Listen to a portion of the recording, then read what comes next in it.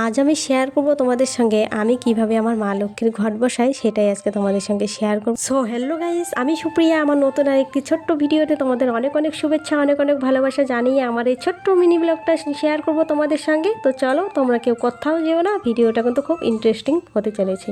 তো যাই হোক, এই দিয়ে কিন্তু বৃহস্পতিবার যেহেতু আমাদের কিন্তু প্রত্যেকটা বইয়েরই কিন্তু আগের দিন থেকেই কিন্তু একটা টেনশন মাথার মধ্যে ঘুরে বেড়ায় যে বৃহস্পতিবারের আগের দিন কিছুটা কাজ, ঠাকুরের কাজকর্মগুলো কিন্তু আমরা এগিয়ে রাখি। তো যাই হোক, আমিও কিন্তু তাই করেছি। আগের দিন কিন্তু সমস্ত কিছু কিছু বাসন আমি মেজে রেখে দিয়েছিলাম, যাতে আমার পরের দিন কোনো কাজের চাপটা না থাকে। তো যাই হোক, এখন এই যে ঠাকুরের যেটুকু ঘরটা ছিল, তো ওগুলো আমি ধুয়ে নিয়ে এখন কিন্তু এক বালতি জল নিয়ে চলে এসেছি একদম সোজাসুজি ঠাকুরের ঘরে।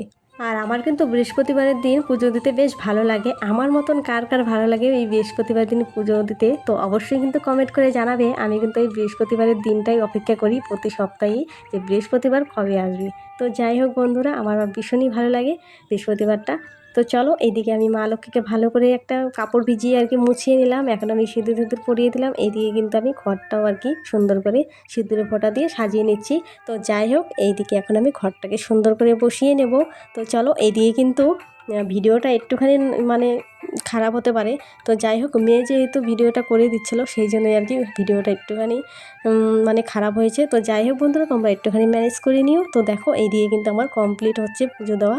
তো ওইদিকে আমি ঘরটাও বসিয়ে দিয়েছি। মেয়েকে বললাম যে একটুখানি মোবাইল দাও, তো ও তখন ধরেনি। তো সেই জন্য তোমাদের সঙ্গে আর শেয়ার করতে পারিনি ঘট বসানোটা। তো যাই হোক, এইদিকে যেহেতু বৃহস্পতিবারের দিন কিন্তু মায়ের প্রিয় খাবার হচ্ছে চাল কোলা। তো সেই জন্যই কিন্তু আমি এখানে দিয়ে দিয়েছি চাল কোলা, আর সঙ্গে একটুখানি ছোলা ভিজিয়ে রেখে দিয়েছিলাম, ওটাও কিন্তু দিয়ে দিয়েছি। তো যাই হোক, ওইদিকে আমি পুজো টুজো সমস্ত কিছু কমপ্লিট করে এখন তো নিজের পেটটাকে সেবা করতে হবে। তো সেই জন্যই কিন্তু আমি এইদিকে সোজা চলে আসলাম রান্নাঘরে। আর ওইদিকে কিন্তু ঠাকুরের প্রসাদ টসাদ তুলে রেখে এসেছি, যেহেতু আর ধরতে পারবো না, যেহেতু এই যে এখানে মাছ টাছ নাড়াচাড়া করছি, এগুলো রান্না বান্না করব। সেই জন্য কিন্তু আমি প্রসাদ টসাদ সমস্ত কিছু তুলে একদম চাটা খেয়ে কিন্তু সোজা চলে আসলাম রান্নাঘরে। যেহেতু ভিডিওটা অনেকটাই বড় হয়ে যাচ্ছিলো, তো সেই জন্যই কিন্তু আমি তোমাদের সঙ্গে ওগুলো স্কিপ করে গেছি, ওগুলো আমি তোমাদের সঙ্গে শেয়ার করতে পারিনি। ওগুলো যদি শেয়ার করতে যাই, ভিডিওটা অনেকটা বড় হয়ে যাবে। আর তোমরা তো সবাই জানো ফেসবুকে অত বড় ভিডিও দেওয়া যায় না। তো যাই হোক, এইদিকে আমি কি রান্না করছি এটা তোমাদেরকে কিন্তু বলাই হয়নি। তো এইদিকে রান্না করবো আজকে পাবদা মাছ, সঙ্গে আছে শাক ভাজা আর একটা শুক্তো রান্না করছি। তো এগুলোই আজকে রান্না করছি।